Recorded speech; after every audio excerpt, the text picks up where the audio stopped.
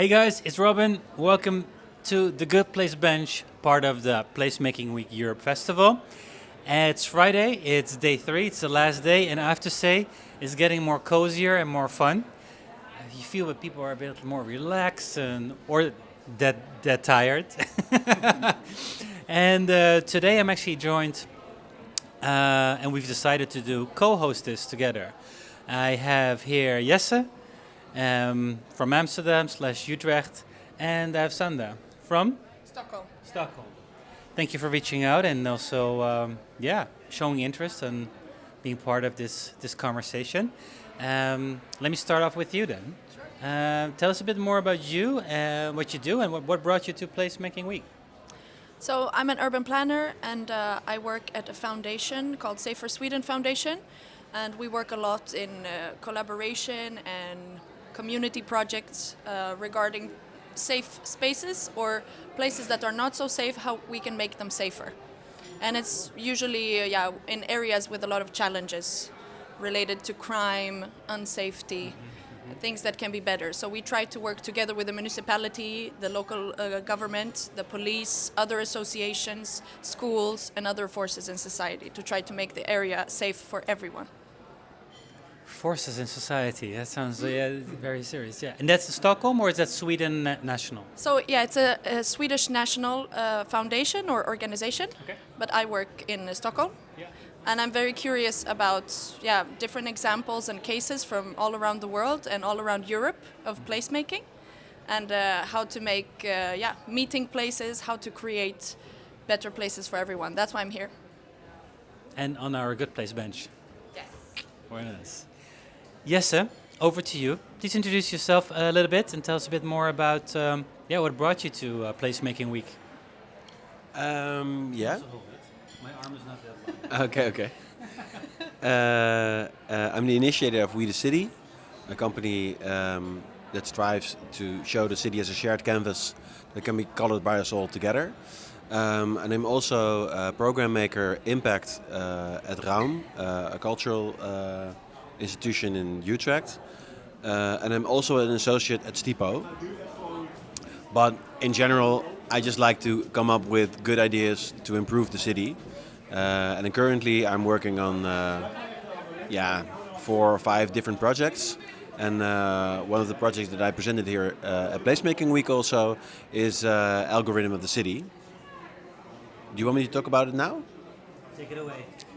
Okay, so the idea originated like a few years ago, and started with the notion that more and more of our interaction takes place in the online public domain, online public space.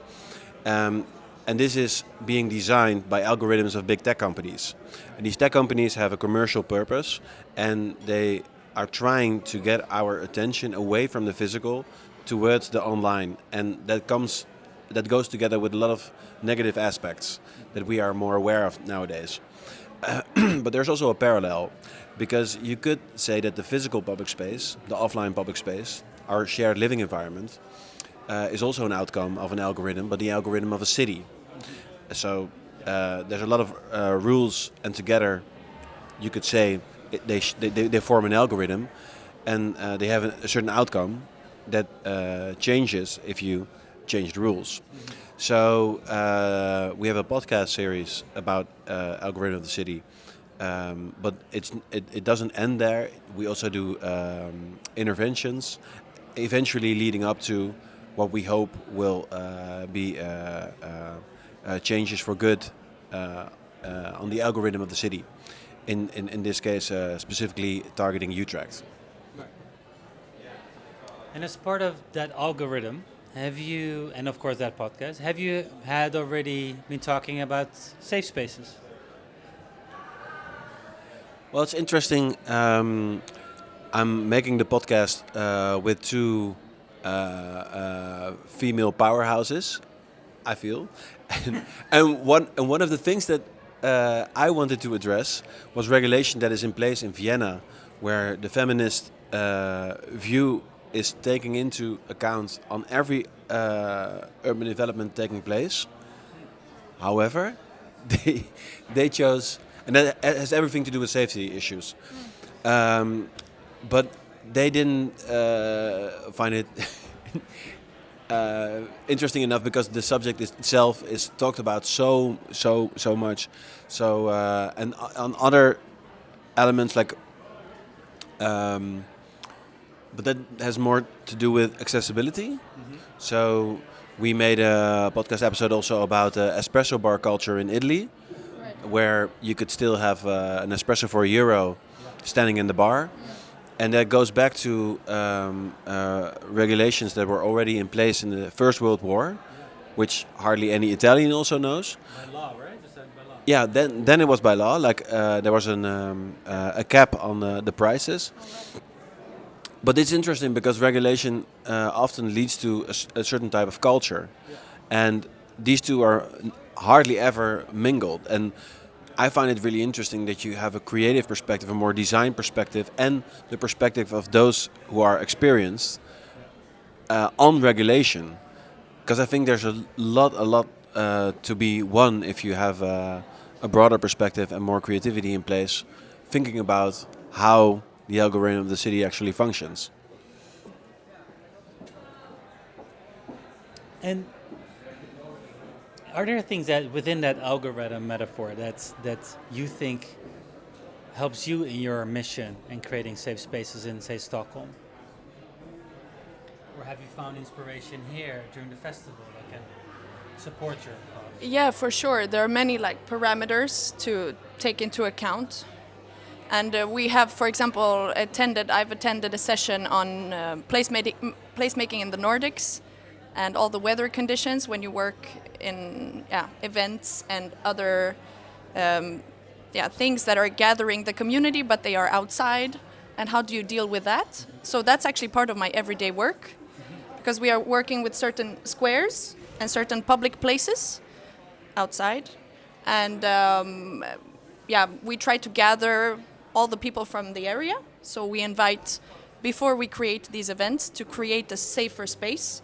We invite the people living there, represented through local associations, real estate owners who own the area or the housing around it.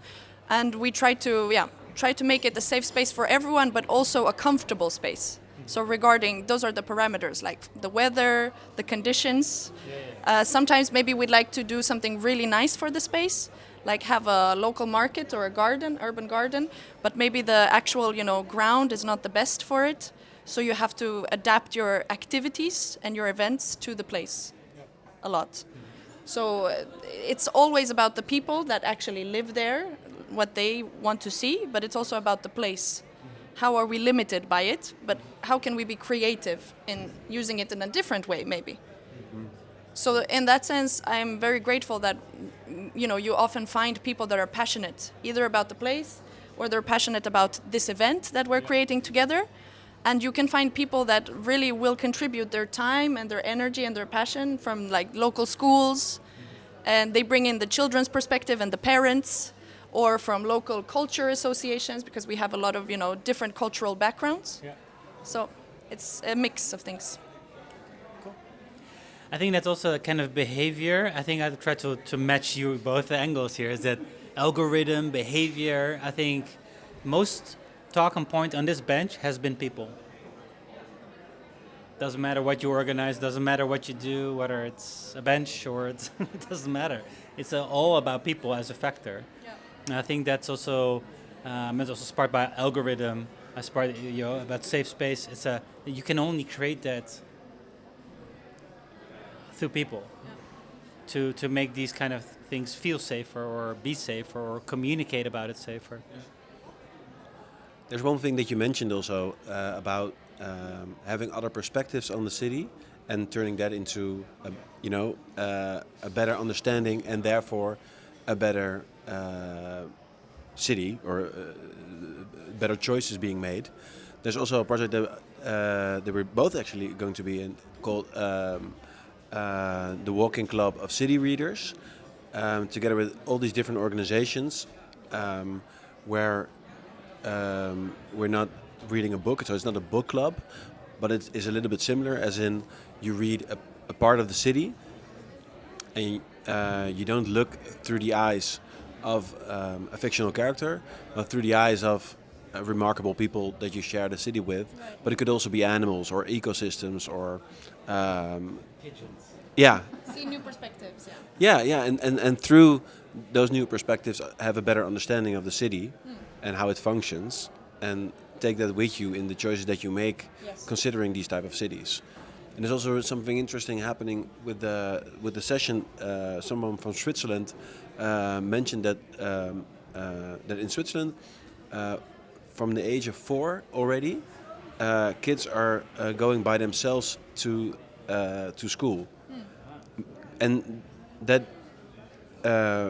is a big assignment also to the city for the city themselves, to have a safe environment, not only at the school, not only around the school, but on a quite a big Shows that they are safe. They feel safe enough today to actually go to school by themselves. Yeah, and I found that really remarkable, because there's a sense of might be too protective. Yeah? Other cultures might be too protective. Like, don't go to school when you're whatever 6, 7. I mean, that's the same as in Denmark. They all wear helmets when they cycle. Here, nobody wears Exactly, helmets yeah. when they cycle. You know, it's so there's not one algorithm. There are multiple algorithms. it's endless. It's endless. There's a lot of algorithms. Context, depending on the local context. Depending on the and local cultural Definitely differences, yeah.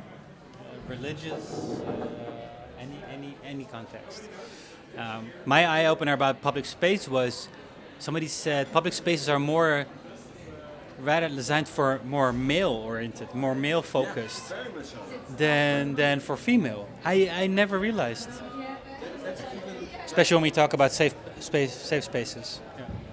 Well, in playgrounds in the Netherlands and Belgium, in a certain age group, 90% of the users of these playgrounds are boys, and only 10% are girls. One of them, one of the people that is also involved in Walking Club is going to talk specifically about that perspective, about these girls not feeling at home, not feeling as if that those public spaces are for them to be used. So, and how do they see public space, really seeing them also as a target group? Yeah, we have some experience with that too, and it's quite a shame when you don't manage to reach all the different groups that you would like to work with. So we definitely have experience with that when it comes to, for example, creating sports events or just after-school activities for the local school and the girls that go to that school or live in that area. In an unsafe area, in a neighborhood that is already known to be unsafe, both because of actual crime, but also because of the way media reports it or the feeling there, then of course girls don't also take part in public activity, or they don't join the, let's say, sports activities as well. So we are working with that challenge, and I'm particularly interested in how we can work together with sports associations, so the local sports clubs, like football, basketball, whatever clubs, and both try to listen to what they're looking for, both in the space and in the activity, but also try to make them realize that it can be a safe space, if you actually participate. It will be safe when you are there. We will make it safe for you also. And I realized that it's all about making relationships with the girls in the area, just like it is with all the community. You need to start somewhere, you need to build a relationship. And maybe that means not actually bringing them to that space immediately, like we start there. No, we start in a safe space where they already are, where they hang out normally, And then from there it's like, oh, but let's go on a walk, on a tour. And you'll see it's not that bad. We're here with you and we're creating this awesome event. But I agree that I think it makes, it's shown, studies have shown that if there are more girls and women in public space in general relating to safety, then the space will feel safer automatically. So we are aiming for that, for sure, to have a variety of, the offer of programs and activities, but also to tell them that we need you on board. Yeah. And you also have a series called The Reference Man. So, especially with medicine, but also with car design, and also with public space design, you see that the average man, 180, I am that average man, is considered to be the person that everything is designed upon. Like, so, and sometimes the conclusions are really harsh.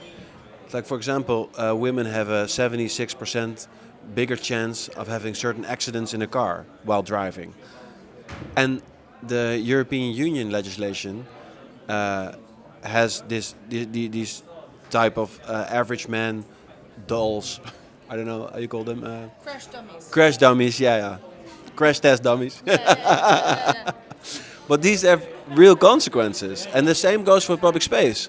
So there's a big world still to win, and this is like women. Like, this is not even this is not a minority group, and if we even have that gender balance not right, it shows also that there are huge to be made still for a lot of different groups. Yeah. No, definitely there is room for improvement in many public spaces, also in Stockholm and in many of the areas, like in the suburbs as well, or anywhere in the city. But I think it's also important to remember when you change that space, that you actually invite the minorities or the groups that you're making the space for.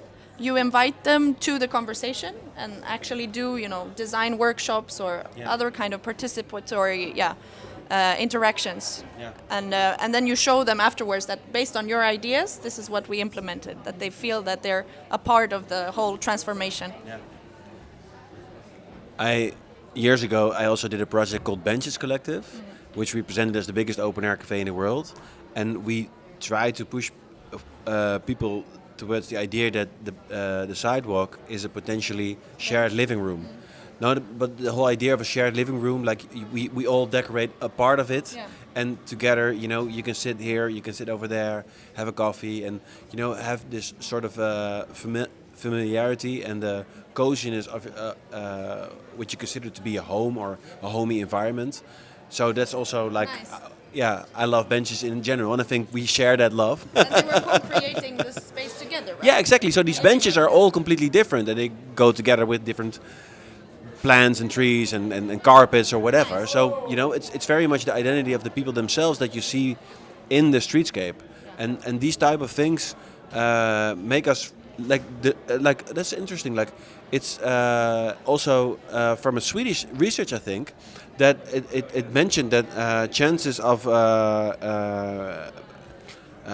criminality happening, especially burglars getting into your house, they diminish by 8% or so, something like that, when you have like a bench in front of your house and these type of things, because it sort of shows like, hey, this is that type of neighborhood. And we actually got like an insurance company to also fund the initiative in a way. So thank you, Sweden. Wow, interesting. Who's that? We need to talk to them. InShared. Oh, InShared. Yeah. Which has It's nice to hear about all these initiatives. Yeah.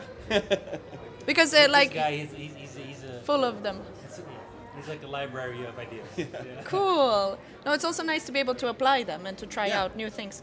But speaking of like Sweden and Holland and the relationship between the two, maybe, because we're always very inspired by Holland in urban planning, in placemaking, and even the like environment, ecological sustainability. But me personally, here in Rotterdam for these past few days, and I've been to Holland before as well, I always get inspired by just what you said, like streets on a human scale, houses on a human scale, and it feels very safe. Like for me, walking home at night, and I do see sometimes benches right outside the doors, or even people living there that put out a chair and a small coffee table. And okay, this is nice. They hang out here. They have their morning coffee. And it creates a living room feeling, kind of, on that street. But it's very much a result. It's very much a result of a community.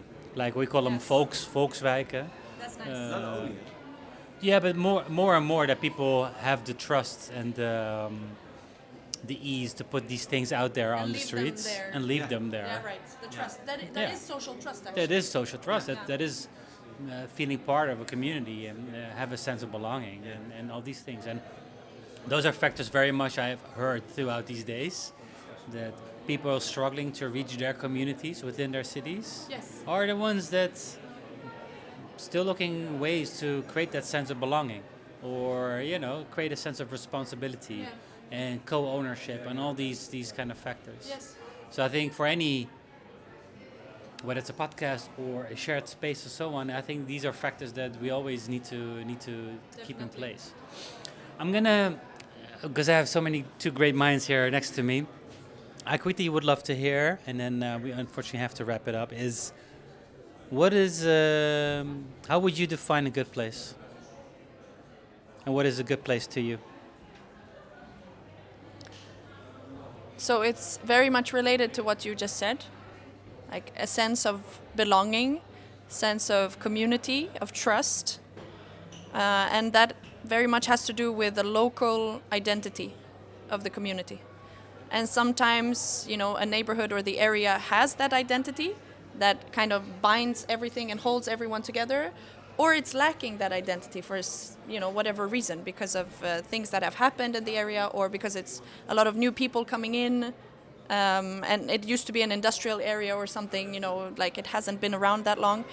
So if you have that, it's a mix of the identity locally and people feeling like, okay, we have something in common for whatever reason, but also it's, of course, like meeting places. That's super important, that they have the actual space and the place to, get together, and if they have an idea as a collective and they want to start something locally, the citizens there, that they can do it and they know who to contact. There is an opportunity. Okay, I'm interested in dancing or teaching dance or whatever, then I can do it. I just need to speak to this person working at the municipality. Or I can get together with my friends and we can start a chess club or whatever. I think that's very important, like the local amenities. So I'm usually focusing on the culture as, a driving force to create community and keep it together. To top that, huh? No, just go from your perspective. I'm very much intrigued also by the fact that human beings have been around quite long, and we don't live in cities that long. And you see a lot of the things that we as human beings need or that are good for us, like nature, like the your blood changes if you venture through nature. Your cortisol values go down, so we know that type of environment is healing.